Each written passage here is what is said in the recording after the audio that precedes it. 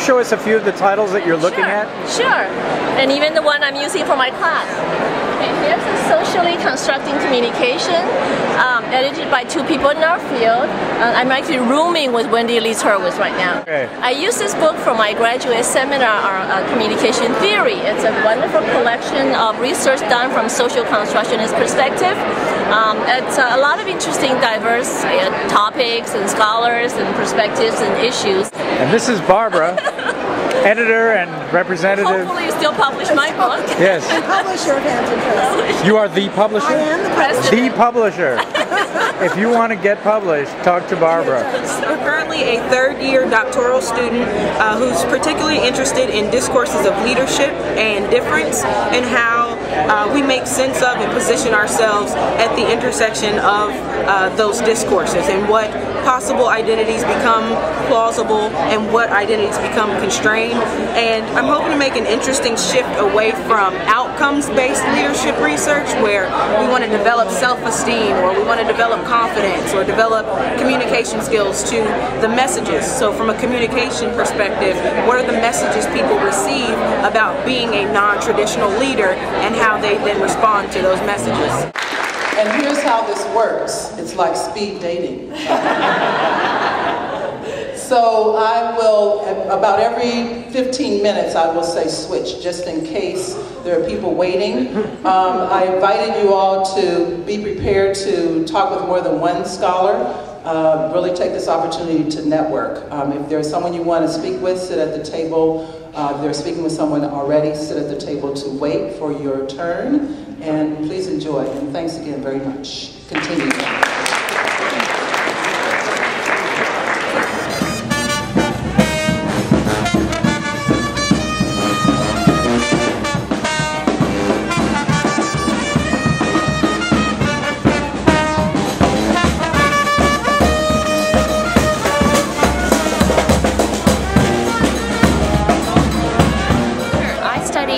Organizations interrelate, so interorganizational relationships.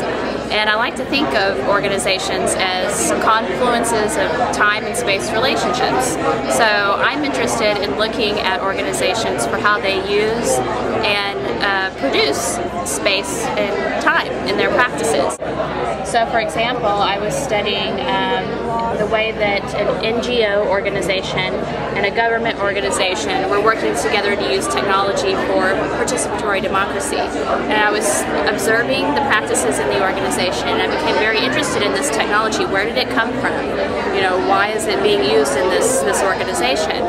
And then I followed it out and I interviewed some people who designed the technology. And I went to a couple of different conferences where people were talking about and using this technology. And in doing that, I learned a lot more about why the particular organization that I studied was using the technology in the way that they were. And then I was able to compare and contrast the government organization versus the NGO and their two perspectives on this technology. And then it gave me some sense of why democracy or participation in democracy is such a complex issue, and why it's so hard to really reach that normative goal that people have for high levels of participation and high quality of participation. Okay.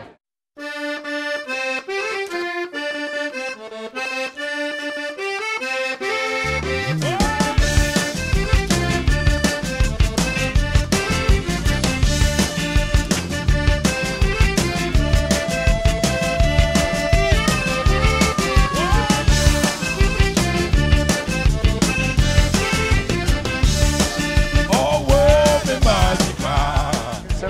Yeah, I'm having a great time so far. Great. The hotel's way too expensive, and it sucks that we don't have free internet connection. Oh.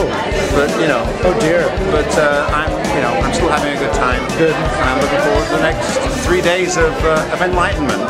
Wonderful.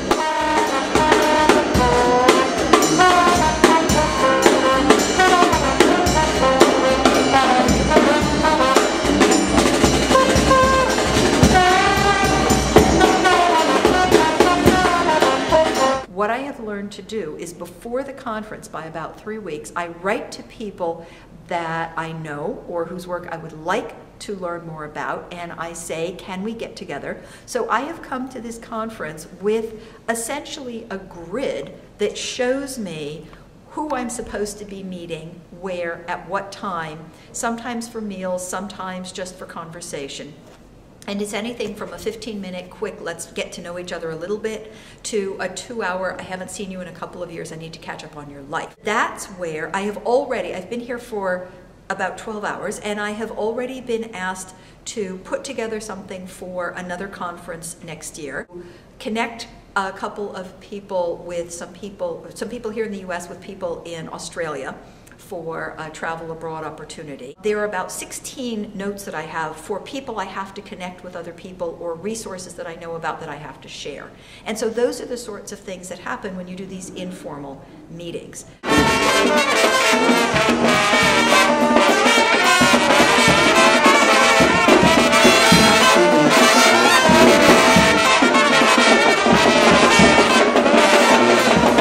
Wells of disappointment, where the women kneel to pray for the grace of God in the desert here and the desert far away.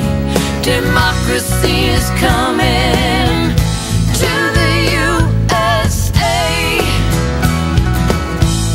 to the USA.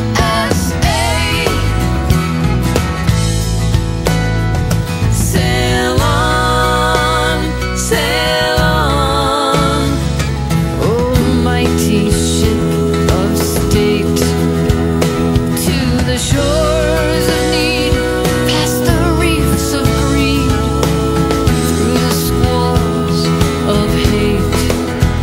Sail on, sail on, sail on.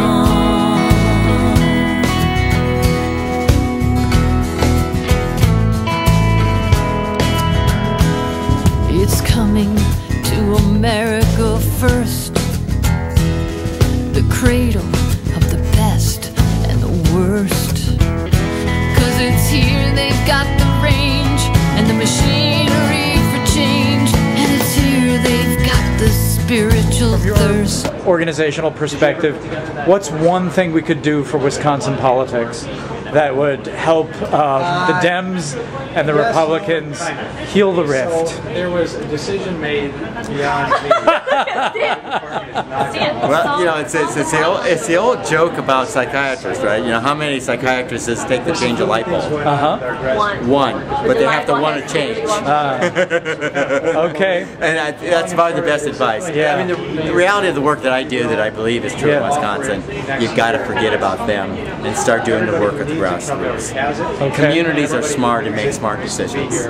Okay, so forget about the experts, the politicians, the media. Let them play their games, because they're not going to change for a period of time where they get bennies for doing this. I see. Just don't let it stop doing your work on the ground. So do the good work and let the politicians do their own thing. Let every community figure out how it's going to deal with this labor.